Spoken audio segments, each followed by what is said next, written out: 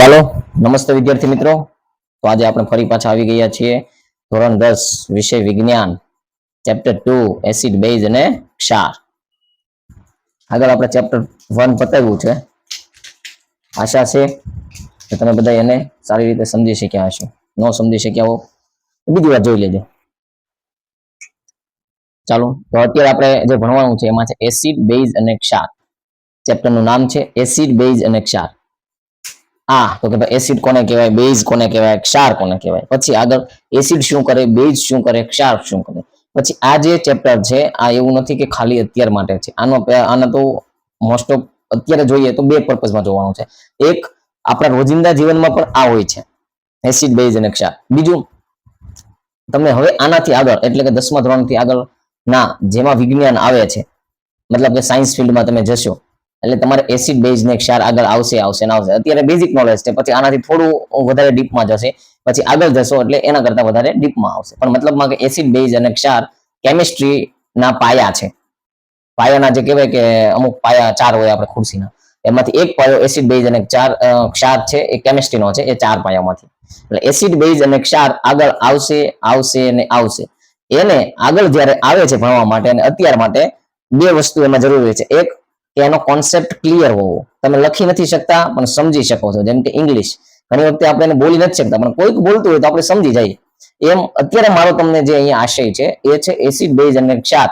આ નામનો પાયો છે એ તમારો એનું બેઝિક બધું જ ક્લિયર હોય પછી તમે પીએચડી લેવલે પણ જાઓ પણ તમારો એસિડ બેઝ અને ક્ષારનો પાયો ક્લિયર છે એટલે આગળના બાકી શબ્દોનું જે કંઈ પણ આવશે જોડાણ ભંગાણ એ તમને આવડશે ને આવડશે. એ પછી આગળની વાત છે. તમે જેમ આગળ જશો એમ તમને એ જોડાણ કરતા આવડશે, શબ્દોના ભાંગતા આવડશે, પણ બેઝિક પાયો અત્યારે આપણે ક્લિયર રાખવાનો છે. એ બેઝિક પાયો જે છે તો કે ભાઈ એસિડ બેઝ અને ક્ષાર એને સરળતાથી અહીંયા હું સમજાવવાનો છું. એ આપણે સમજવાનું છે. ના સમજાય તો કોમેન્ટમાં તમે પૂછી શકો છો. શ્યોર તમને વહેલી તકે એનો આન્સર મળશે. અને હજી ન સમજાય તો તમે કોમેન્ટમાં લખી પણ શકો છો, સાહેબ તમે સમજાવ્યું એમાં કાંઈ ટપ્પો પડતો નથી, તમે બીજી વાર સમજાવો, બીજી વાર વિડીયો આવશે. પણ જ્યાં સુધી તમે નહીં સમજો ત્યાં સુધી આપણે આગળ વધવાનું થતું નથી. ચાલો હવે આપણે એસિડ બેઝ અને ક્ષારમાં આગળ વધીએ. પછી હજી એક મારે તમને વાત કરવી છે કે વિજ્ઞાન, તમને આ ખબર જ હશે અત્યારે જે તમે ધોરણ 10માં વિજ્ઞાન ભણો છો તો એમાં 3 પાર્ટ આવતા હશે. એક આજે અત્યારે રાસાયણિક વિજ્ઞાન છે, પછી એક જૈવિક વિજ્ઞાન છે, એક ભૌતિક વિજ્ઞાન છે. ભૌતિક વિજ્ઞાન જ્યારે 11 સાયન્સમાં કે આગળ જે સાયન્સ લેવલના કોર્સમાં જશો તો એને ફિઝિક્સ કહીએ છીએ, એમાં ફિઝિક્સનું હશે. પછી જે રાસાયણિક વિજ્ઞાન છે જે અત્યારે આપણે ભણ્યા છે આને કેમિસ્ટ્રી કહેવાય, અને જૈવિક વિજ્ઞાન છે ને બાયોલોજી કહેવાય છે. આગળમાં પાર્ટમાં જ્યારે તમે કોલેજમાં જાઓ, માનો કે હવે તમે આગળ જશો 11-12માં, ત્યારે તમારે સબ્જેક્ટને સિલેક્ટ કરવાના હોય તો ત્યારે આ જે વિજ્ઞાન અત્યારે તમે બધાને એક ફોર્મમાં ભણો છો ત્યારે એના સ્પેશિયલી ડિવાઈડ થશે. 3 ભાગ પડશે. એક ભાગને તમારે સળંગ ભણવાનો, બીજાને સળંગ ભણવાનો, ત્રીજાને. અત્યારે કેવું છે વિજ્ઞાન હું એક લઉં છું, તો તમારે માનો કે જેમ છે કે ગુજરાતી કોઈ બીજા સર લેતા હશે એ રીતે ત્યારે અહીંયા પણ વિજ્ઞાનને 3 ભાગ પડશે અને એને પછી 3 અલગ અલગ સર મેડમ લેતા હશે અને તમારે ભણવાના આવશે. એટલે વિજ્ઞાન અત્યારે જે તમારી પાસે છે એ બેઝિક નોલેજમાં આખા સાયન્સનું છે. આગળ જશો એટલે એનું રસાયણ શાસ્ત્ર અલગ પડશે, એનું ભૌતિક શાસ્ત્ર અલગ પડશે, એનું જૈવ વિજ્ઞાન શાસ્ત્ર અલગ પડશે. એ આગળ જઈને આવશે. હવે આપણે સ્ટાર્ટ કરીએ એસિડ બેઝ અને ક્ષાર. એસિડ બેઝ અને ક્ષારમાં પેલા તો આપણે જે અત્યારે પાઠ શરૂ થાય છે ચેપ્ટર, એમાં છે કે એના ગુણધર્મો, સામાન્ય ગુણધર્મો, એસિડ અને બેઝ એ બંનેને અલગ કઈ રીતે પાડવા, જુદા કઈ રીતે પાડવા. નામ તો બેને અલગ જ છે પણ એને કોઈ કારણથી પડ્યા હશે ને અલગ, એ શેનાથી પાડવા એના માટેનું અહીંયા આપણી પાસે છે. તો ચાલો એમાં જોઈએ. તમને પહેલા પણ શીખવાડેલું છે, જ્યાં તમને નથી આવડતું, ઓછું આવડે છે પણ આપણે સામેવાળાને કે જે આપણો પરીક્ષક છે એને દર્શાવવાનું છે કે મને બધું આવડે છે. તો એના માટેની સિમ્પલ ટ્રીક, જ્યારે તમે લખો છો તો કે પહેલો ગુણધર્મ અહીંયા છે સ્વાદે ખાટા હોય છે. કોણ? તો કે ભાઈ એસિડ. તો ખાટાને આપણે હાઇલાઇટ કરી દેવાનું. એટલે જે કોઈ પણ પરીક્ષક આવે એને જોવાનું કે આ ખાટા તુરા, સાહેબને ખબર જ છે. એટલે અહીંયા પછી બેઝ છે એ સ્વાદે તુરા હોય છે. આપણે પેપરમાં જ્યારે લખીએ ત્યારે તુરા ઉપર હાઇલાઇટ કરી નાખવાનું. આગળના શબ્દો ફાવે ન ફાવે જોડતા, પણ એટલું ખાટા અને તુરા. એસિડ હોય તો ખાટા હોય. જેમ કે એનું ઉદાહરણ લઈએ, લીંબુ છે. લીંબુ છે ને એ એક લીંબુનો રસ એ એક એસિડનું ઉદાહરણ છે. લીંબુનો રસ ખાટો હોય છે. બેઝ હોય છે એ તુરા હોય છે, જેનો બેઝિક જેનો આલ્કલી નેચર હોય છે એ સ્વાદમાં તુરા હોય છે. આગળ જશો ત્યારે જ્યારે તમે લેબમાં કરશો કે નહીં તમારા એક્સપેરિમેન્ટ, ત્યારે એસિડ એમાં લેવાના આવશે. ત્યારે ઘણી વખતે એસિડને એક પાઇપેટ નામની કાચની નળી આવે, આમ હોય પાઇપેટ, એટલે આ ટાઈપની, એમાં તમારે એસિડને સક કરવાનું આવે, એટલે કે ભાઈ આની અંદર ચૂસવાનું આવે. જ્યારે તમે એ કરશો ને ત્યારે ઘણી વખતે વિદ્યાર્થીઓના મોઢામાં એસિડ જાય ત્યારે ખબર પડે કે આ બહુ ખાટા હોય છે. એક એ છે કે એસિડ સ્વાદે ખાટા હોય છે, બેઝ સ્વાદે તુરા હોય છે. પછી આગળ જશું તો કે જલીય દ્રાવણમાં H+ આયન ઉત્પન્ન કરે છે. કોણ? તો કે ભાઈ એસિડ. એસિડ છે ને એ H+ આયન ઉત્પન્ન કરે છે. શેમાં? તો કે જલીય દ્રાવણ. જલીય દ્રાવણ એટલે શું? પાણીના દ્રાવણમાં. પાણીના દ્રાવણમાં એસિડ હોય ને એ H+ આયન ઉત્પન્ન કરે છે. તો હવે એ જ રીતે જલીય દ્રાવણમાં માનો કે બેઝ છે તો શું કરે છે? તો કે ભાઈ બેઝ OH- આયન ઉત્પન્ન કરે છે. બીજું આવી ગયું કે ભાઈ જલીય દ્રાવણમાં એસિડ છે H+ હાઇડ્રોજન આયન ઉત્પન્ન કરે છે, જ્યારે જલીય દ્રાવણમાં બેઝ છે OH- આયન ઉત્પન્ન કરે છે. પછી ત્રીજું આગળ તો કે ભૂરા લિટમસ પત્રને લાલ બનાવે છે એસિડ, જ્યારે બેઝ છે એ લાલ લિટમસ પત્રને ભૂરું બનાવે છે. રેડી? તો આના માટેનું છે લાલ ને ભૂરું ને લાલ લિટમસ પત્રને ભૂરું બનાવે, ભૂરાને લાલ બનાવે, એના માટેની એક શોર્ટ ટ્રીક છે. એ ભૂલા બે લાભુ. એ ભૂલા એ ભૂલા એટલું યાદ રાખો. એ એટલે એસિડ, ભૂ એટલે ભૂરા અને લાલ એટલે લાલ. રેડી? એટલે કે ભાઈ એસિડ છે એ ભૂરા લિટમસ પત્રને લાલ બનાવે છે, એને આપણે એ ભૂલા કહીશું. પછી બીજું છે બે લાભુ. બે લાભુ. રેડી? તો કે ભાઈ બેઝ છે એ લાલ લિટમસ પત્રને ભૂરું બનાવે છે. આ એના ગુણધર્મોમાં આપણે લખવાના છે. એ ભૂલા બે લાભુ. તમે એટલું યાદ રાખશો. એ એટલે કે ભાઈ પેલામાં બ. રેડી? પછી બ. એ અને બે. એ બે યાદ રાખવાનું. પછી ભૂ લા ભૂ બંનેનું એનું વિપરીત કરી નાખો. એ અને બે ને યાદ રાખવાનું. કોઈ પણ સપોઝ કે તમે આમાંથી કે ભાઈ યાદ રાખ્યું એ ભૂલા, પછી તમારે બીજામાં એટલે બીજું આવ્યું, બીજાને શું કહેવાય? બે યાદ રાખવાનું, આને ઉલટ સુલટ કરી નાખવાનું. આ જો કે નોર્મલ છે, તમને યાદ રહેશે, પણ હું તમને એક ટ્રીક આપું છું. એ ભૂલા બે લાભુ એટલે કે એસિડ ભૂરાને લાલ બનાવે છે. કોને? તો લિટમસ પત્રને. બેઝ લાલ ભૂરા લિટમસ પત્રને ભૂરું બનાવે છે. રેડી? પછી આગળનું છે ચોથું, ધાતુ સાથે પ્રક્રિયા કરીને હાઇડ્રોજન વાયુ મુક્ત કરે છે એસિડ. એસિડ કોઈ પણ ધાતુ સાથે પ્રક્રિયા કરે છે તો એ હાઇડ્રોજન વાયુ મુક્ત કરે છે. પછી છે ચોથો ગુણધર્મ બેઝનો સ્પર્શે ચીકણા હોય છે. તો કે ભાઈ એને આપણે બેઝને ટચ કરીએ તો એ ચીકણા હોય છે, એનો સ્પર્શ કરીએ તો ચીકાશ વાળવાનો સ્વભાવ હોય છે. જ્યારે એસિડ છે, એસિડ સ્પર્શે જલદ અથવા દાહક હોય છે. એસિડને આપણે અડીએ તો એ જલદ હોય અથવા દાહક હોય. જેમ કે નોર્મલીમાં આપણે જે એસિડ જોયું હશે એને સ્કિન ઉપર પડે તો આપણને બળતરા ઉત્પન્ન કરાવડાવે એ હોય છે. એટલે અહીંયા જુઓ કે એસિડના 5 ગુણધર્મો છે, સામાન્ય ગુણધર્મો. બેઝના 4 છે. તો આ 5 અને આ 4 ને આપણે યાદ રાખવાના છે. તો કે એના માટેના ગુણધર્મ છે જ્યારે કોષ્ટકમાં લખીએ છીએ ત્યારે લગભગ એકનું જે હોય ને એનાથી વિરુદ્ધ બીજાનું થતું હોય છે. એ રીતે હોય છે, એને આપણે અહીંયા યાદ રાખીએ. ચાલો યાદ રાખીએ. તો કે પેલા શું છે? એક ખાટું છે, એક તુરું છે. ખાટું કોણ છે? તો કે ભાઈ એસિડ. એમાં આપણે એક સામાન્ય વાત યાદ રાખવાની, લીંબુનો રસ. ખાટો છે તો કે ભાઈ લીંબુનું કામ એસિડિક છે, એના રસનું, એટલે એસિડ. પછી છે તુરું. તો કે ભાઈ એમાં આપણે યાદ રાખવું કે જાંબુડાનો ઠળિયો છે, તમે એને ભાંગીને એનો ટેસ્ટ કરશો તો એ તુરો થશે. એટલે તમારે યાદ રાખવાનું બેઝ. એટલે બે ને તમારા મગજમાં કોન્સેપ્ટ ક્લિયર રાખવાનું. એસિડ આવે એટલે લીંબુ કેવું હોય? ખાટું. પછી રાખવાનું બીજું કે ભાઈ જાંબુનો ઠળિયો, એને તમે ભાંગો મોઢામાં એટલે તુરાશ જેવો સ્વાદ આવે એટલે તુરો. બેઝ સાથે તમે બેઝ એટલે જાંબુડું યાદ રાખો, એસિડ એટલે લીંબુનો રસ યાદ રાખો. એટલે તમને બેનો આઈડિયા આવી જાય. આ બેનો સ્વાદ આવે છે એવો આનો સ્વાદ આવે છે. તો લીંબુના રસનો ખાટો આવે તો એસિડ સ્વાદે ખાટા છે. જાંબુડાને ઠળિયાનો ભાંગવાથી સ્વાદ તુરો આવે છે તો કે ભાઈ બેઝ સ્વાદે તુરા છે. પછી બીજું કે ભાઈ એસિડ ને બેઝ છે તો આમને તો રખડવાના છે, એને ક્યાંક ને ક્યાંક આપણે ગાળવું પડશે. ગાળવા હાટું પાણી જોઈએ. તો કે ભાઈ પાણીને શું કહેવાય? તો કે જલ. તો કે પાણીનું જે આપણે એક પ્રકારનું મિશ્રણ બનાવીએ તેને શું કહેવાય? દ્રાવણ. તો લખવાનું કે જલીય દ્રાવણની અંદર એસિડ H+ આયન મુક્ત કરે છે. જો એસિડ H+ મુક્ત કરે છે તો આપણે પેલા એક યાદ રાખો H2O, એમાં ક્યાં હોય? H+ OS- એના આયનીકરણ કરીએ એટલે આ બે મળે. તો કે ભાઈ H+ છે ઈ તો ભાઈ એસિડ મુક્ત કરે છે, તો વધ્યું કોણ? OH-, તો એને કોણ મુક્ત કરશે? તો કે ભાઈ બેઝ. રેડી? એટલે આપણી વાત સિમ્પલમાં પતી ગઈ કે ભાઈ એક H+ ને મુક્ત કરે છે, બીજું OS- ને મુક્ત કરે છે. રેડી? પછી ત્રીજું એ ભૂલા બે લાભુ. તો કે ભાઈ એસિડ ભૂરા લિટમસ પત્રને લાલ બનાવે છે. એસિડમાં ડુબાડો, ભૂરું લિટમસ પત્ર હોય એ લાલ થઈ જાય. જ્યારે બીજું છે કે ભાઈ બે લાભુ. તો કે ભાઈ બેઝ છે એ લાલ લિટમસ પત્રને ભૂરું બનાવે છે. તો ભાઈ લાલ કલરનું લિટમસ પત્ર છે, તમે એને કોઈ પણ દ્રાવણમાં બોલો છો, જો એ ભૂરા કલરનું બને છે, ઇટ મીન્સ એનો મતલબ કે એ બેઝિક દ્રાવણ છે. બે દ્રાવણ આપેલા છે અહીંયા ભરેલા છે, એક તમને માનો કે ભૂરા કલરનું લિટમસ પત્ર આપ્યું. રેડી? હવે એને તમે આમાં બોલ્યું તો એ ભૂરાનું ભૂરું રહ્યું, પણ આમાં બોલ્યું તો લાલ થયું. તો મતલબ એ ભૂરાને લાલ બનાવે. તો આ એસિડિક દ્રાવણ છે. તમને ક્યારેક પૂછે બે દ્રાવણ આપે, હવે એમાંથી અંદર માનો કે તમે કે લિટમસ પત્ર ને બંનેમાં બોલ્યું, એકમાં લિટમસ પત્રનો માનો કે એ દ્રાવણ છે, એમાં લિટમસ પત્રનો કલર ચેન્જ નથી થયો, જ્યારે બી દ્રાવણમાં કલર ચેન્જ થઈને એ લિટમસ પત્ર લાલ કલરનું બને. તો બી ની અંદર કયા પ્રકારનું દ્રાવણ હશે તો કે ભાઈ એસિડિક દ્રાવણ હશે આ રીતે પૂછી શકે એટલે એ ભૂલા બેલાભુ એ પણ યાદ રહે પછી છે કે ભાઈ આપણે એક તો એનો સ્વાદ જોયો પછી પાણીની પ્રક્રિયા કરીને એક પ્લસ ઉત્પન્ન કરે OS માઇનસ ઉત્પન્ન કરે એક ખાટું છે એક તુરું છે એ ભૂલા બેલાભુ જોયું પછી આગળ ધાતુ સાથે પ્રક્રિયા કરીને બીજું પણ કરે છે કે ધાતુ સાથે જ્યારે પ્રક્રિયા કરે છે એસિડ તો H2 હાઇડ્રોજન વાયુ મુક્ત કરે છે બેઝમાં એવો કોઈ કોન્સેપ્ટ છે નહીં ધાતુ સાથેની પ્રક્રિયામાં કોઈ વાયુનો પછી કે ભાઈ એને અડવામાં તો કે ભાઈ બેઝ છે એ ચીકણા છે જ્યારે એસિડ છે એ જલદ અને દાહક છે દાહક એટલે કે ભાઈ તમને ભાઈ જ્યાં પડે એ બળતરા ઉત્પન્ન કરાવે તો કે ભાઈ લીંબુ છે લીંબુના રસને વધારે પડતો ચામડી ઉપર આપણે પાડીએ તો ત્યાં થોડીક બળતરા થાય અથવા ઘણી વખત વાગેલું હોય ત્યાં લીંબુનો રસ અડે તો આપણને બળતરા ઉત્પન્ન થાય છે રેડી એટલે આ એના સામાન્ય ગુણધર્મો હતા એસિડ બેઝના તો કે ભાઈ હજી હવે આમાં આગળ એક બીજી વાત છે કે ભાઈ એસિડ એટલે શું અને બેઝ એટલે શું આપણે એસિડ બેઝ ને ક્ષાર તો ભણીએ છીએ પણ હવે સાહેબ આમાં એસિડ એટલે કોને કહેવાય બેઝ કોને કહેવાય એ કોન્સેપ્ટ તો થોડો ક્લિયર હોવો જોઈએ ને આપણી પાસે કયો તો એસિડ એટલે જો અત્યારે એક આપણે અહીંયા જોયું હતું ગુણધર્મોમાં તો કે ભાઈ H+ આયન મુક્ત કરતું હોય આયન મુક્ત કરે અને બેઝમાં નું કામ શું છે કે OS માઇનસ આયન મુક્ત કરે રેડી હવે આ બેને આપણે જ્યારે જોવા જઈએ છીએ ત્યારે આપણે એક હું તમને એક વ્યાખ્યા લખું આમાં બે ત્રણ હતા નિયમો એક પેલા આર્હેનિયસ નામના વૈજ્ઞાનિકે પણ એક નિયમ આપ્યો હતો પણ એ સર્વ સ્વીકૃત નહોતો એની લિમિટેશન્સ હતી એ જે નિયમ હતો એ એમ કહેતો હતો કે પ્રક્રિયા દરમિયાન H+ છે ને એ જે અને એક OH માઇનસ છે એ આના પર ડિપેન્ડ કરતો હતો કે ભાઈ H+ અને OS માઇનસ ઉપર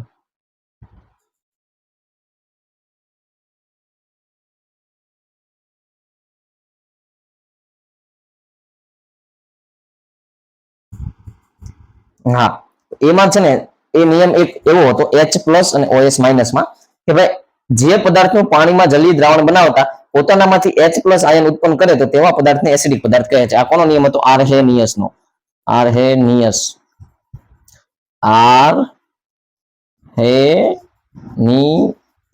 રેડી આર્હેનિયસનો નિયમ પેલા એને એક એવો આપ્યો હતો કે જે પદાર્થનું જલીય દ્રાવણ બનાવતા H+ આયન ઉત્પન્ન કરે તો કે ભાઈ એને કહે કે ભાઈ એસિડ હવે આની જ વિરોધ કે જે પદાર્થનું જલીય દ્રાવણ બનાવતા OH- આયન ઉત્પન્ન કરે તો એને કે બેઝિક પણ આ જે નિયમ હતો આના લિમિટેશન હતી આ સર્વ સ્વીકૃત બધાયમાં લાગુ નહોતો પડતો સમજ્યા આ નિયમ બધાયમાં લાગુ નહોતો પડતો પછી આગળ સમય જતા એક બીજો નિયમ આવ્યો કે જે સર્વ સ્વીકૃત નિયમ હતો રેડી તો હવે એ સર્વ સ્વીકૃત નિયમ છે આપણે એને અત્યારે ભણવાનો છે એમાં તમને કહું કે ભાઈ એસિડ એટલે શું તો કે ભાઈ એસિડ એટલે શું એસિડ કોને કહેવાય તો કે જે પદાર્થનું જલીય દ્રાવણ બનાવતા તે પદાર્થ પોતાનો H+ આયન બીજાને દાન કરે તો તે પદાર્થને એસિડિક પદાર્થ કહેવાય રેડી તો કે ભાઈ જે પદાર્થનું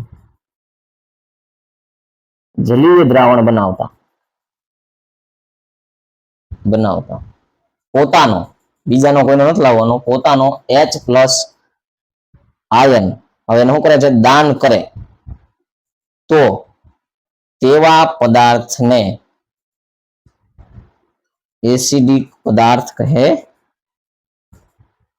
છે રેડી તો આમાં એસિડ એટલે શું કે ભાઈ જ્યારે જલીય દ્રાવણ બને છે ત્યારે H+ પોતાનામાં રહેલો H+ આયનને દાન કરે છે ઉત્પન્ન નથી કરતો દાન કરે છે દાન કરી દે છે બીજા એને લે છે દાન તો ત્યારે જ થાય જ્યારે માનો કે તમારે મને કંઈક આપવું છે અથવા તમારે કોઈકને આપવું છે પણ એને સ્વીકારવા વાળું જ્યારે હોય છે ત્યારે થાય રેડી એટલે કે આમાં છે કે ભાઈ પોતાનાનો H+ જ્યારે દાન કરે છે તો એ પદાર્થને એસિડિક પદાર્થ કહેવાય તો હવે આપણે એનું ઉદાહરણ સમજીએ તો કે ભાઈ એક નોર્મલીમાં એસિડ બેઝ આપણે સમજીએ છીએ ને ત્યારે એસિડમાં તમારે એક હાઇડ્રોક્લોરિક એસિડ યાદ રાખવાનું અને તમારે sodium hydroxide NaOH potassium hydroxide એટલાને યાદ મગજમાં રાખવાનું આ જો કેમિસ્ટ્રી છે ને એ સમીકરણોનો વિષય છે સમીકરણની અંદર કાં તમને સંજ્ઞા આવડતી હોવી જોઈએ કાં તમે ગોખેલું હોવું જોઈએ સંજ્ઞામાં સોડિયમમાં તમને ખબર જ છે પછી સોડિયમ હાઇડ્રોક્સાઇડ તો એમાં OH આવે એ તમને ખબર છે પછી પોટેશિયમ એટલે કે તમને ખબર છે OH હવે તમને પોટેશિયમનો કે તમારે યાદ રાખી લેવાનું હવે તમે ઇંગ્લિશ પ્રમાણે જતા હો તો પોટેશિયમમાં એ સમજો કે P આવવો જોઈએ પણ અહીંયા એનો સંજ્ઞા કે આવે છે રેડી એટલે પોટેશિયમની અને હાઇડ્રોક્સાઇડની બેની OH ની આ યાદ રાખી લેવાનું આ બી બેઝ છે એવી જ રીતે એસિડમાં તો કે હાઇડ્રોક્લોરિક એસિડ એક હાઇડ્રોજન છે હાઇડ્રોક્લોરિન છે ક્લોરિક એસિડ પછી બીજો H2SO4 એટલે કે સલ્ફ્યુરિક એસિડ બે તમને બેઝ યાદ રાખવાના બે એસિડ યાદ રાખવાના આ બે લિક્વિડ છે સમજ્યા બે એસિડના તમને હા HCl હાઇડ્રોક્લોરિક એસિડ આપણે લીધું હવે એનું જલીય દ્રાવણ બનાવવાનું છે તો પાણી પોસે H2O હવે એમાંથી આમાં શું કહે છે આ ક્યારે એસિડ સાબિત થાય ને જ્યારે એનો H+ છે એ દાનમાં આપતો હોય અત્યારે જો મન આયનીકરણના નિયમ પ્રમાણે જુઓ તો hydrogen +1 chlorine -1 plus OS minus sorry આ આયનીકરણના નિયમ થી આપણને આમાંથી છૂટા પડે છે હવે તો કે અહીંયા પોતાનો H+ છે એ એને બીજાને દેવાનું છે દાન કરવાનું છે અહીંયા બનશે H3O plus Cl ready minus. એટલે આ ટાઈપમાં જો આનો એને હાઇડ્રોજન અહીંયા આપ્યો દાન થયો ત્યારે અહીંયા 3 હાઇડ્રોજન થયા એટલે આ એસિડ છે. આ રીતના સમીકરણો તમારામાં આવેલા છે. પણ આ સમીકરણને સુલટાવવું કઈ રીતે, નવું કઈ રીતે બનાવવું, એના માટે આયનીકરણનો નિયમ વપરાય છે કે ભાઈ H+ આનો વીજભાર છે, હાઇડ્રોજનનો +1 ક્લોરીનનો -1.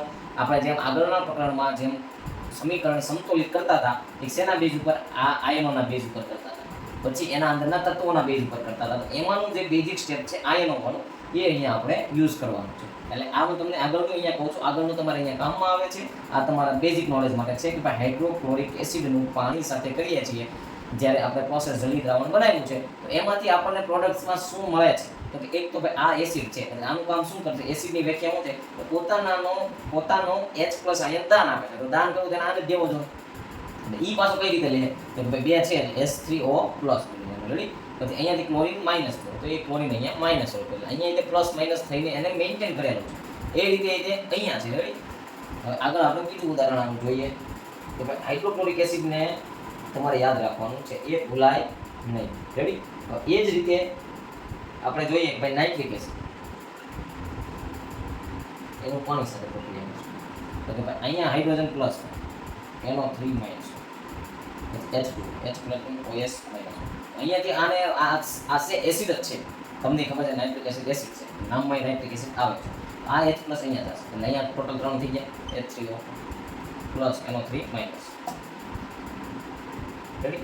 આ ઉદાહરણો છે જ્યારે પણ તમને પછી અહીંયા જે આ હાઇડ્રોજન છે +1 છે તો આને શું કહેવાય પ્રોટોન પણ આપણે કહી શકીએ કારણ કે એની જે કક્ષાનો નિયમ હતો 1 2 4 એ કક્ષામાં હાઇડ્રોજનની કક્ષામાં +1 મુક્ત રીતે ફરે છે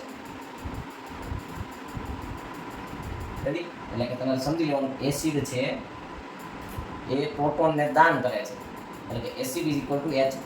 આપણે વ્યાખ્યા સ્વરૂપે સમજીએ કે જે રીતે સમજીએ પણ ટૂંકમાં વાત એ છે કે H+ નું જે કોઈ પણ પદાર્થ નું જલીય દ્રાવણ બનાવીએ છીએ ત્યારે H+ પોતાનો H+ ને જે દાન કરે છે એ પદાર્થને એસિડિક પદાર્થ કહેવાય છે રેડી. ટૂંકમાં એસિડનું જે આપણે સોલ્યુશન લાવી દીધું છે એ જ રીતે બેઝમાં જોવાનું છે. હજી આને હું તમને આગળ આપણે જઈશું ત્યારે થોડું ટૂંકમાં કહી દઈશ પણ આ બધું છે સિમ્પલ જ છે. હું તમને ભાર દઈને ડીપમાં એટલે ભણાવું છું તમારે આગળ કામ આવશે. અત્યાર સુધીમાં બેઝ શું એ તમને ક્લિયર થઈ જતું હશે.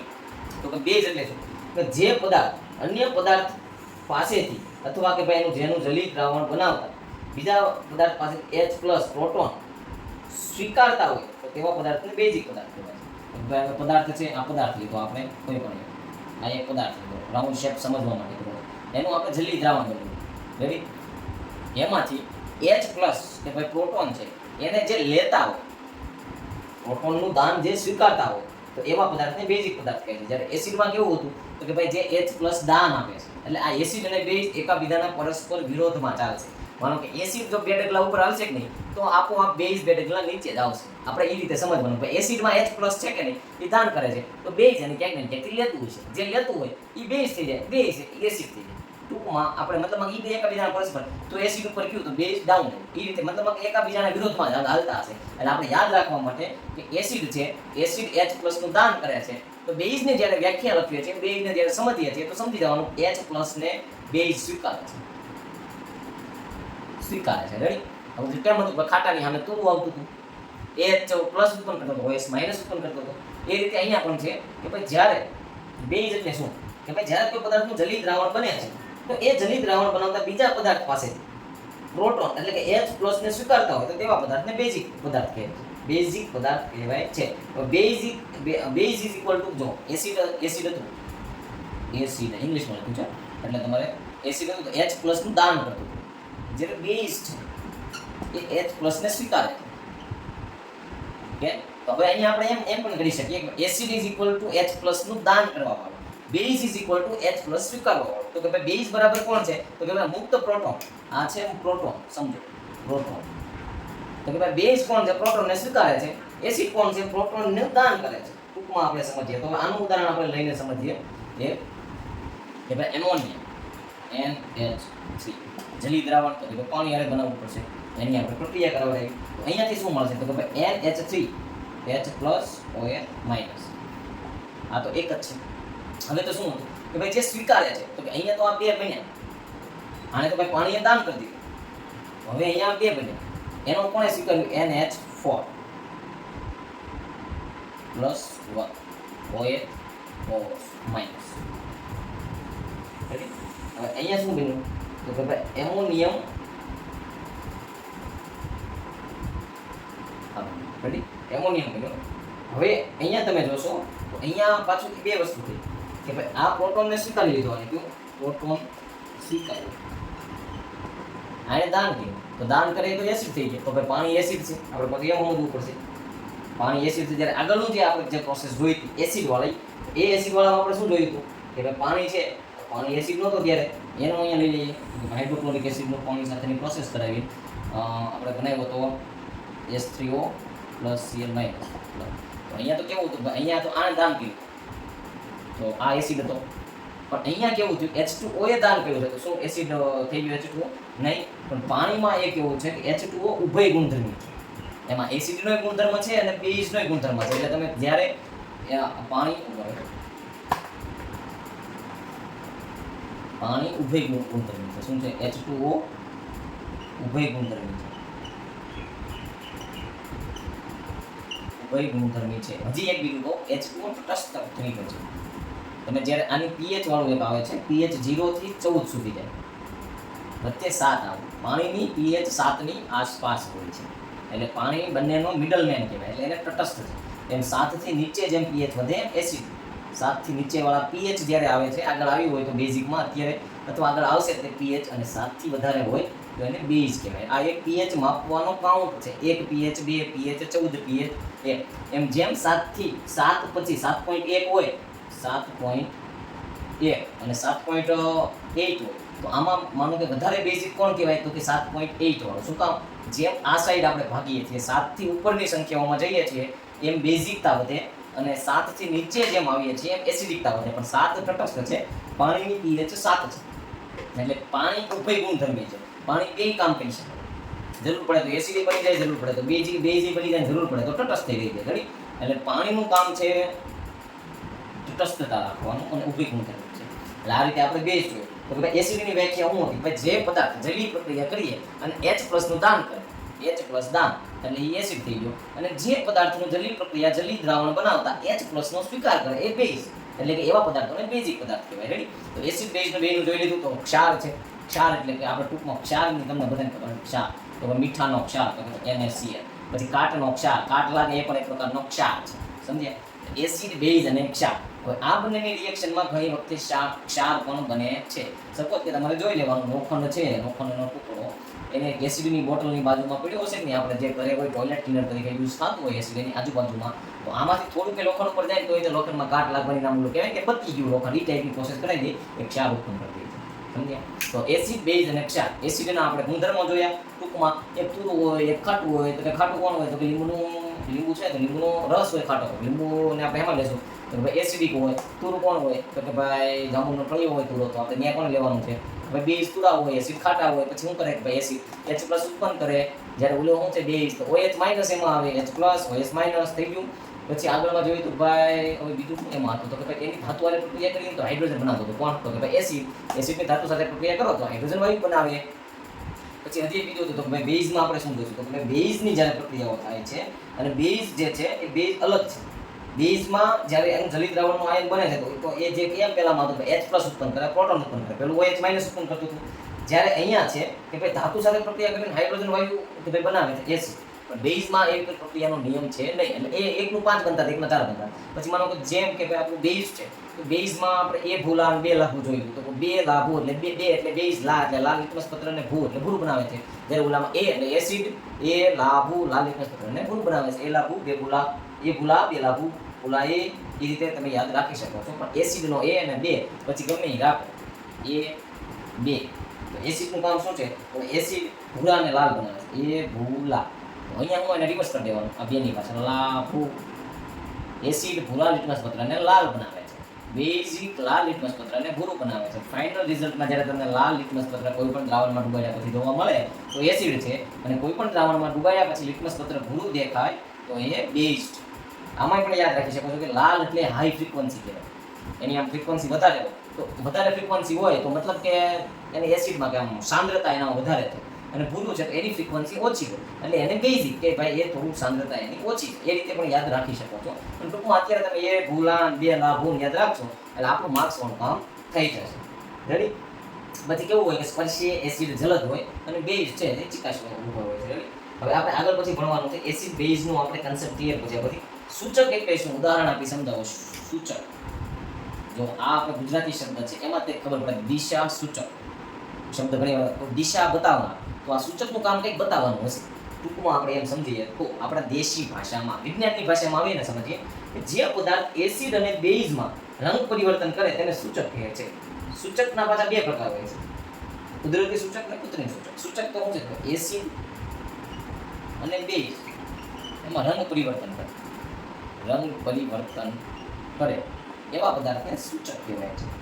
હવે આમાં તમે સંકેત હતા કે આ કંઈક દર્શાવતું હશે, આમાં તો રંગ પરિવર્તનનું દર્શાવે. એટલે આ જ્યારે તમારે પ્રેક્ટિકલ્સ આવશે આગળમાં, ત્યારે એસિડ બેઝના પ્રેક્ટિકલ્સમાં જ્યારે એનું ટાઇટ્રેશન એનું માપણી થતી હશે ને ત્યારે એમાં તમારે આ સૂચકો નાખવાના હોય. પછી આ સૂચકનું કામ તો રંગ પરિવર્તનનું છે. જ્યારે એ પ્રોસેસ મેન્ટેન થતી હોય ત્યારે એ રંગ વ્હાઇટમાંથી ગુલાબી આપી દે, ગુલાબમાંથી ભૂરો આપી દે, ઓરેન્જ આપી દે, એ એના આગળના ટાઇટ્રેશન માટેનું છે. સૂચકનું કામ એ જ છે કે ભાઈ એને દર્શાવો, બતાવો. અત્યારે બેઝિક નોલેજ માટે છે કે ભાઈ એસિડ અથવા બેઝના રંગ પરિવર્તન જે કરે છે એને સૂચક કહેવાય છે. જેમ કે હાઇડ્રોક્લોરિક એસિડ છે એનું રંગ પરિવર્તન કરવું છે તો કોણ કરે? જે કોઈ પણ આપણે સપોઝ અત્યારે હું તમને નથી કહેતો, આગળ જ આવશે કે ભાઈ એના તમે કોઈ પણ દ્રાવણના તમે 2 ટીપા નાખ્યા એટલે હાઇડ્રોક્લોરિક એસિડ જે વ્હાઇટ કલરનું હતું એનો કલર ફેરવો, તો કે ભાઈ આ જેને ફેરવો છે ને એને સૂચક કહેવાય. સૂચકનું કામ જ છે કે ભાઈ એસિડ ને બેઝનો રંગ પરિવર્તન કરવો. રેડી? સમજાઈ ગયું? સૂચક એ કરે. સૂચક 2 પ્રકારના છે, કુદરતી અને કૃત્રિમ. કુદરતીમાં કૃત્રિમમાં તમને ખબર, કૃત્રિમ તો માનવ નિર્મિત, કુદરતી તો ભગવાને જે આપેલું છે એ. રેડી? હવે કુદરતીના ઉદાહરણ જોવાના છે અને કૃત્રિમના જોવાના છે. તો કુદરતી સૂચકમાં કોણ આવે? હળદર આવે. કુદરતી સૂચકમાં આવે હળદર, પીળા કલરની હળદર આપણે જે રોજના જીવનમાં યુઝ કરીએ છીએ. પછી આવે લિટમસ પત્ર. લિટમસ પત્ર જે આપણે એ ભૂલાવાળું હતું ને લિટમસ પત્ર, એને લાઇકેન કહેવાય. બીજું પછી ત્રીજું છે એમાં લાલ કોબીજના પાન. લાલ કોબીજના પાન. ઓકે, આપણે છે ધોળા કલરની કોબીજ જોઈએ છે. કોબીજ લાલ આવે છે, વ્હાઈટ આવે છે અને પર્પલ કલરની પણ આવે છે. હાઇડ્રાન્જિયા જેવા ફૂલ, હાઇડ્રાન્જિયા વનસ્પતિ છે એના ફૂલ છે હાઇડ્રાન્જિયા જેવા ફૂલ. આ કુદરતીના ઉદાહરણ છે. કુદરતી સૂચકો.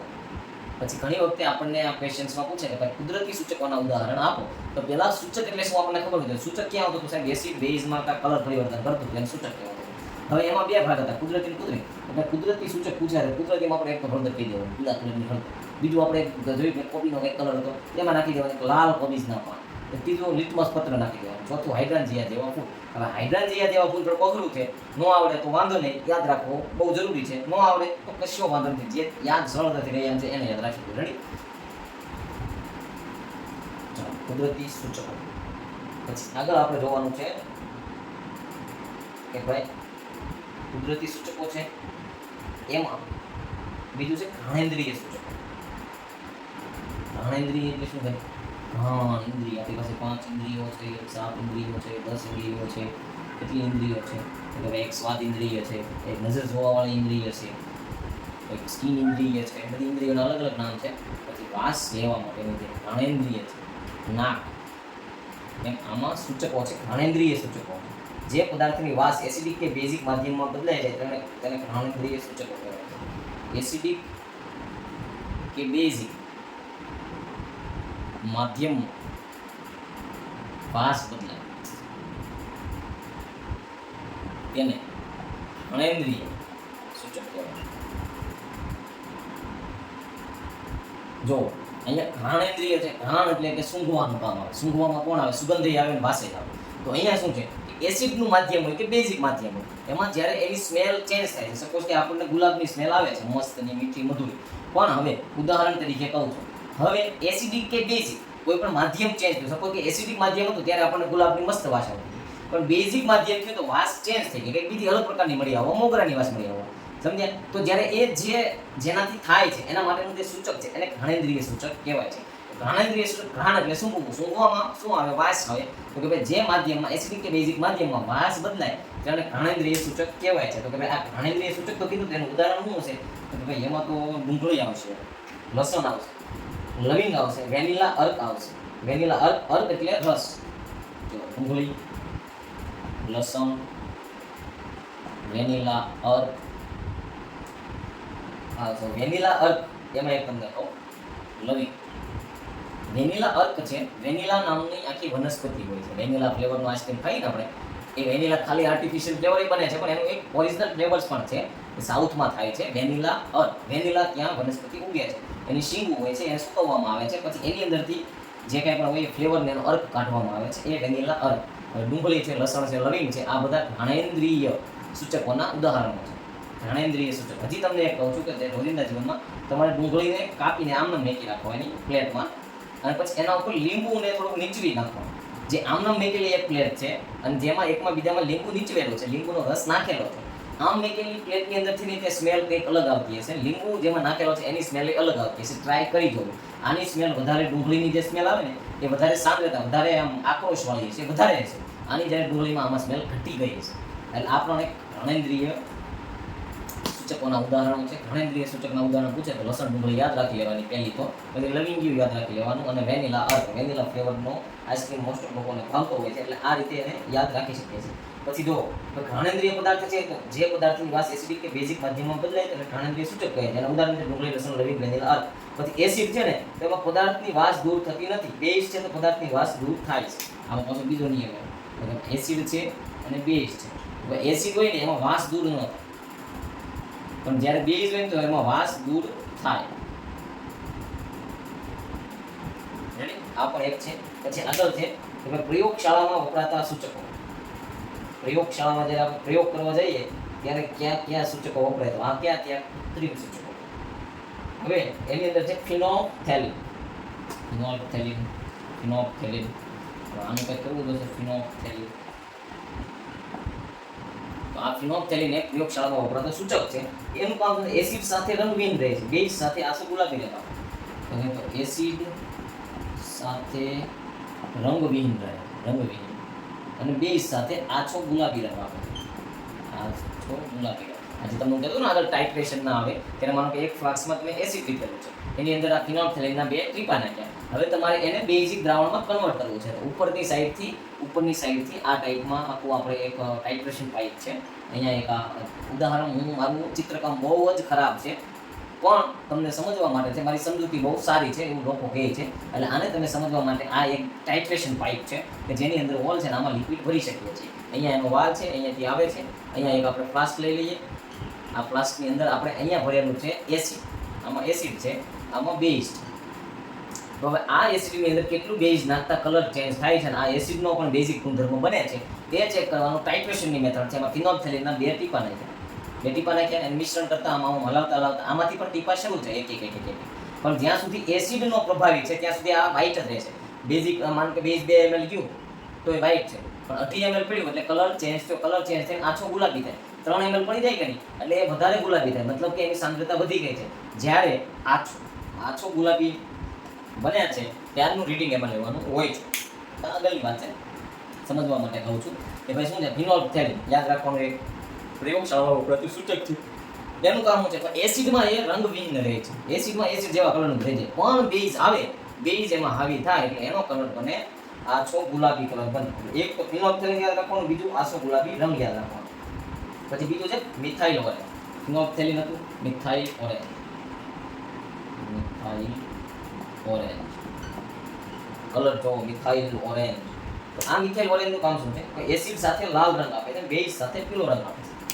મિથાઇલ ઓરેન્જ છે ને એસિડ અને બેઝમાં પીળો અને એસિડમાં લાલ રંગ આપે છે મિથાઇલ ઓરેન્જ. તો ભાઈ મિથાઇલ ઓરેન્જ નામનું સૂચક છે, એના ટીપા એસિડમાં નાખો તો એસિડ વાળું દ્રાવણ લાલ બનાવે, બેઝમાં નાખો તો પીળો બનાવે. રેડી? ફિનોલ્ફથેલિન, મિથાઇલ ઓરેન્જ આ બે કૃત્રિમ છે. કુદરતીમાં આપણે જોયા હતા, કુદરતીમાં ક્યાં ઉદાહરણો જોયા હતા, તો કે એમાં 2 ઉદાહરણો જોયા હતા. એક તો આપણે હતું એક હળદર હતી, રોજિંદા જીવનમાં વપરાય. એક હતું બીજું લિટમસ પેપર હતું. હજી એક ત્રીજું હતું, યાદ કરો, કોમેન્ટમાં લખો, નકર તમારે બોલવાનું જ છે. કલરનું કાંક હતું, લાલ કોબીજના પાન. પછી એક હતું હાઇડ્રાન્જિયા જેવા ફૂલ. આ કુદરતીના હતા. પછી ઘાણેન્દ્રિયમાં આવ્યા તમે ડુંગળી, લસણ ને લવિંગ ને વેનીલા અર્ક ઈ આવી ગયો. પછી કૃત્રિમમાં આવ્યા તેમાં 2 આવ્યા, ફિનોલ્ફથેલિન અને મિથાઇલ ઓરેન્જ જે પ્રયોગશાળામાં વપરાય. એટલે સુધીનું ક્લિયર. હવે પછી આગળ છે કે ભાઈ 4 એસિડના નામ ને 4 બેઝના નામ, જે મેં તમને આગળ કીધું કે તમારે બે તો યાદ રાખી લેવાના. એ બેમાં એક હતું એસિડ, આ બેઝ. રેડી? એસિડમાં ક્યાં હતા ચારમાં? પહેલા મેં તમને કીધું એક હાઇડ્રોક્લોરિક એસિડ હતો, એક સલ્ફ્યુરિક એસિડ હતા. બે યાદ રાખવાના. બેઝમાં કયું કીધું? સોડિયમ હાઇડ્રોક્સાઇડ, પોટેશિયમ હાઇડ્રોક્સાઇડ, આ બે. હવે 4 કીધા તમને નામ પૂછ્યા હોય, બે તો તમને બે આવડી ગયા, અડધો માર્ક્સ તો થઈ ગયો. આગળનામાં તમારે જોવાના છે. આગળના બીજા બે ક્યાં છે જે સરળતાથી થાય? એક નાઇટ્રિક એસિડ છે, HNO3, અને એક છે કાર્બોનિક એસિડ, H2CO2. રેડી?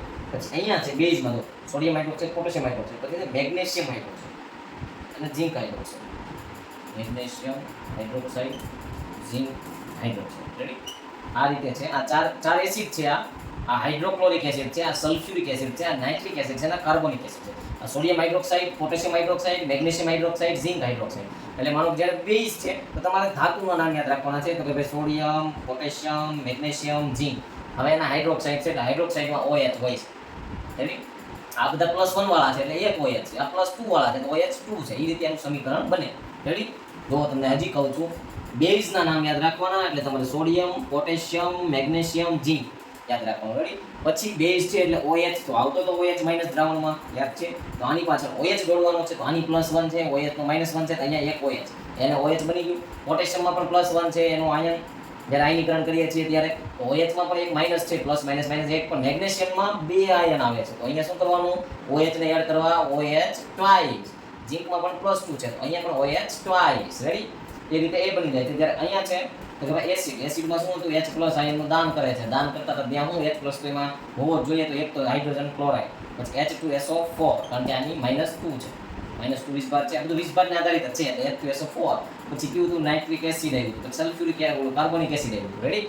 આ રીતે 4 નામ યાદ રાખવાના છે. આ બધા નામ ઉપરથી જ છે આગળનું કામ આપણે જે કરવાનું છે ને એસિડ બેઝમાં, એ આ તમે યાદ રાખી જ લેવાના છે, તમને યાદ હશે કે. પછી આગળ છે પ્રક્રિયા, ધાતુની એસિડ સાથેની પ્રક્રિયા કરવાની છે. ધાતુ છે, કોઈ પણ ધાતુની એસિડ સાથેની પ્રક્રિયા. ચાલો આપણે જોઈએ. પ્રક્રિયા આમ ન થાય, પ્રક્રિયાની અંદર એની બધી વસ્તુઓ જોઈએ. પ્રયોગ કરીએ છીએ ને આપણે, તો હવે જુઓ એમાં એક હેતુ છે, દાણાદાર ઝિંકની સલ્ફ્યુરિક એસિડ સાથેની પ્રક્રિયા. પદાર્થમાં છે દાણાદાર ઝિંક, H2SO4, સાબુનું દ્રાવણ, મીણબત્તી. સાધનમાં છે કસનળી, વિમોચન નળી, બીકર, આકૃતિ. પ્રયોગ જ્યારે ક્યારેય પણ આપણે આવે છે, કરવાનો આવે છે, જોઈએ છીએ, લખવાનો આવે છે, આન્સર આવે છે, તો પ્રયોગમાં હંમેશાથી એક તો આપણે કંઈક કરીએ છીએ તેનો હેતુ હોય, એટલે એનો પહેલા હેતુ લખવાનો, ન્યાય એનો હેતુનું આગળ આપણે લખવાનું. આ હેડિંગના ટોપિક તમને કહું. પછી આ પ્રયોગ કરીએ છીએ તેમાં કંઈક જોતું થશે તો પદાર્થ લખવાનો. પદાર્થ પછી એમાં ક્યાં ક્યાં સાધનો જોઈએ છે, તો એ સાધનો લખવાના. પછી લખવાનું એની આકૃતિ, જે આપણે દોરવાની. મારી જેવાને તૂટક આવડતી હોય તો તૂટક દોરે, તમારે સ્કેલની મદદથી બને એટલી સારી દોરવા પ્રયત્ન કરવા. પણ જ્યારે કોઈ પણ પ્રક્રિયા કહે તો આટલી વસ્તુ પહેલા બેઝિકમાં આવે, પછી આગળ જાઓ તો એની પદ્ધતિ આવે, તમે કરી ક્યાં, પછી એ આગળ આવે અવલોકન, તમે જોયું, અને પછી આવે તારણ, કે ભાઈ એના તમે જોયું તો એનું ઓબ્ઝર્વેશન, રિઝલ્ટ, તારણ શું હોય, અને છેલ્લે કહેવાનું કોઈ સમીકરણ, કે ભાઈ આનું એનું રાસાયણિક સમીકરણ આ થાય, એટલે આપણી પદ્ધતિ થાય પૂરી. રેડી? તો હવે એમાં આપણે એક પ્રયોગ છે, તો ક્યારેય પણ પ્રયોગ આવે તો યાદ રાખવાનો, પ્રયોગ શું કામ થાય? કાંક એનો હેતુ હોય. હવે હેતુ જે કાંઈ પણ હોય એ લખી નાખવાનો. પછી તો પ્રયોગ આમ તો થાય નહીં, તો પદાર્થ જોઈએ. પદાર્થ કેમિકલ ફોર્મમાં જે કાંઈ પણ જોતા હોય એ દાણાદાર ઝિંક જોઈએ છે, H2SO4, સાબુનું દ્રાવણ ને મીણબત્તી, એ પદાર્થ જોઈએ. પછી એના સાધન ક્યાં કર્યું, તો સાધન કે પદાર્થને આનંદ એમાં ભરવા જોઈએ, તો એક તો કસનળી, લગભગ તમે અહીંયા આવશે. પછી બીજું આવશે વિમોચન નળી અને બીકર. પછી એની આકૃતિ, આ આકૃતિ છે કે કેવી રીતનું થવાનું છે એ બધું દોરી નાખવાનું. પછી આવશે પછી પદ્ધતિ સમજાવવાની, અમે પેલા બીકર લીધું, એમાં ફલાણું દ્રાવણ નાખ્યું, સલ્ફ્યુરિક એસિડ નાખ્યું, હાઇડ્રોક્લોરિક એસિડ નાખ્યું, ઝિંક નાખ્યું, તાપ આપ્યો, અને આ તમે પદ્ધતિ કરી. તમને જોવા મળ્યું તો અમે તાપ આપ્યો, તમને કલર ચેન્જ જોવા મળ્યો, પીળા રંગમાંથી ગુલાબી રંગ છે, ઉદાહરણ તરીકે કહું છું, તો એ તમારે પદ્ધતિમાં લખવાનું, અવલોકનમાં લખવાનું. સોરી. પછી તારણ, તો ભાઈ આ ગુલાબી રંગ થયો તો એનું કારણ શું હતું? ભાઈ એસિડને બેઝ બનાવ્યું, બેઝને એસિડ બનાવ્યું, તો ફલાણું ક્ષાર ઉત્પન્ન થયું, એ તારણ આપ્યું. છેલ્લે એનું સમીકરણ. રેડી? એટલે વસ્તુ, હેતુ, પદાર્થ, સાધનો, આકૃતિ, પદ્ધતિ, અવલોકન, તારણ અને સમીકરણ, એટલી વસ્તુઓ હંમેશા પ્રયોગ આવે પૂછાય તો લખવાની, અથવા એટલી વસ્તુ એમાં આવે યાદ રાખવાની. પ્રેક્ટિકલ્સ જ્યારે આવે ત્યારે આ વસ્તુ કામમાં આવે છે. સમજ્યા? હવે આપણે સમજવાનું છે આ વસ્તુ હતી ધાતુની એસિડ સાથેની પ્રક્રિયા. તો ધાતુની એસિડ સાથેની પ્રક્રિયા હું મારી રીતે ભાંગલ ટૂટલ આકૃતિ દોરું. રેડી? એટલે આ એક આપણે સ્ટેન્ડ, આ એક સ્ટેન્ડ છે, હા સ્ટેન્ડ બન્યું. હવે આ સ્ટેન્ડમાં એક આપણે કસનળી રાખવાની છે, કસનળીને બનાવી આ કસનળી, અને આ સ્ટેન્ડમાં સ્ટેન્ડ એને પકડી. રેડી? આ સ્ટેન્ડમાં પકડાઈ કસનળીને જપ્ત કરી પકડી. હવે પછી પછી એક છે અહીંયાથી એક બીજી પાઇપ આવે છે, એને જે નળી કહીએ છીએ, જે આપણે 7 નંબર લખ્યું વિમોચન નળી. હવે વિમોચન નળી અહીંયા ફિટ કરેલી હોય, આમ આવે પછી આમ અંદર રેડી વિમોચન નળી. પછી અહીંયા એક બીકર છે, આ બીકર છે, આની અંદર લિક્વિડ છે આપણે, અને અહીંયા અંદર સુધી આવવા દીધી છે. પછી એક મીણબત્તી પણ છે આપણી પાસે, અહીંયા એક મીણબત્તી છે, હાથ બતાવી દેવાનો છે, હાથ બતાવશું, કેવો બતાવશું તો તમને ફાવશે નહીં. હવે આ છે અહીંયા સ્પાર્ક બતાવી દો, એટલે આ થઈ ગઈ મીણબત્તી. હવે આમાં કંઈક આમ આકૃતિ હાથ આવે રેડી, બને 1 નંબર આકૃતિ. હવે જો આ સ્ટેન્ડ, આ કસનળી ટેસ્ટ ટ્યુબ.